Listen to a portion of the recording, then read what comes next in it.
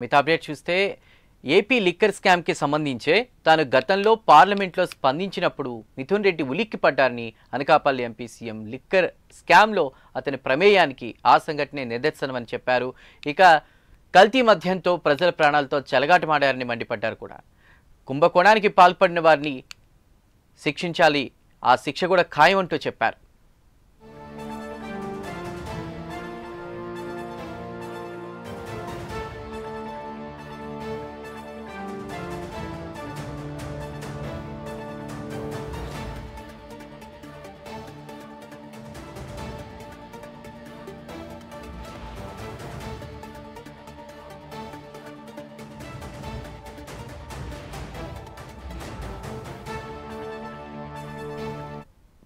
AP liquor scam గురించి తాను గతంలో పార్లమెంటులో స్పందించినప్పుడు మిథున్ రెడ్డి ఉలిక్కిపడ్డారని అనకాపల్లి ఎంపీ సీఎం రమేష్ అన్నారు.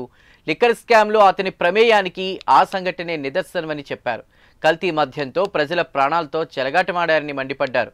కుంభకోణానికి పాల్పడిన వారికి శిక్ష పడడం ఖాయమని చెప్పారు.